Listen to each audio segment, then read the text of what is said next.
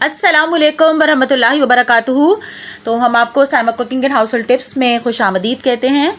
तो आज जो नए आने वाले हैं हमारे चैनल को सब्सक्राइब कीजिए, हमारी वीडियोस को लाइक और शेयर कीजिए और दुरूद शरीफ का एहतमाम ज़रूर कर लीजिएगा।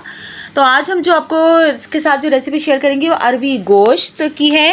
और इसमें देखिए ख़ास मसाला हम ड्राई तैयार करेंगे, उसका मैं आपको बता देती हूँ। देखें, साबुत ज़ीरा, सफ़ेद और काला ज़ीरा एक टेबल स्पून डाला था मैंने, और 1 टेबल स्पून सौंफ, और इसमें जायफल जवित्री के एक टुकड़ा, और 2 टुकड़े जो है वो मैंने दालचीनी के डाले थे उसमें।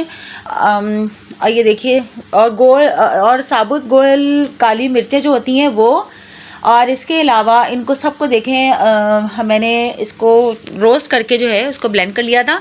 और ये जो कश्मीरी खुश्क मिर्चें हैं इनको अलग से मैंने पानी डाल के पेस्ट बनाया था इसका।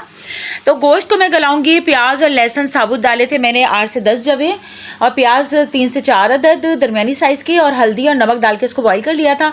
और भुनाई के वक्त एक टेबल स्पून अदरक का पेस्ट डालेंगे। देखिए, ये मैंने इसको छील के नमक लगा के इसको मैंने रख दिया था 2 घंटे के लिए, और फिर इसको वॉश कर लिया था। अब ये देखिए तेल डाला है मैंने, इसमें हम ब्राउन प्याज डाल देंगे, या बेशक सफ़ेद प्याज डाल के इसको ब्राउन कर लीजिए।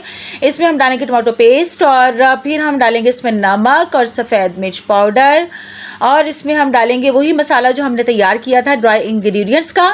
और इसके अलावा जो कश्मीरी खुश्क मिर्चों का जो पेस्ट हमने बनाया है 1 टेबल स्पून तकरीबन, वो हम डाल देंगे। और ये टमाटो पेस्ट डाला है हमने, और इसमें देखिएगा ये सारे मसाले डाल के भुनाई कर लेंगे, और गोश्त को अलग से हम भुनेंगे। अच्छा, ड्राई मसाला जो मैंने तैयार किया था वो बच गया था, उसको मैंने सेव कर लिया था। आप किसी भी सालन में भी डाल के इसको जो है वो इस्तेमाल कर सकते हैं। देखें, गोश्त को मैं अलग से भुनाई करूँगी, प्याज और लहसुन जो है वो अच्छी तरह से घुल जाएँ। फिर इसमें अदरक पेस्ट डाला है मैंने भुनाई करते वक्त 1 टेबल स्पून, और अच्छी तरह भुनाई करने के बाद इसको हम वही टमाटो प्यूरी वाले मसाले में इसको हम डाल देंगे, और फिर एक साथ इसकी बुनाई करेंगे। और जब इसकी अच्छी तरह बुनाई हो जाएगी गोश्त की, तो इसमें डालेंगे अरवी साबुत कटी हुई, धुली हुई बिल्कुल, नमक डाल के जो लगा के रखी थी हमने अरवी साबुत बिल्कुल अच्छी तरह धुलाई करके इसको डाल देंगे। नमक लगा के रख दिया था, उसका पानी निकला, इसको वॉश कर लिया था। ये यखनी डाल के इसकी बुनाई करूँगी, और फिर जब अच्छी तरह बुनाई हो जाएगी तो फिर यखनी डाल के इसको दम पे रखूँगी मैं तकरीबन 25 से 30 मिनट में। इंशाल्लाह ताला ये बिल्कुल तैयार हो जाएगी अरवी गोश्त का सालन।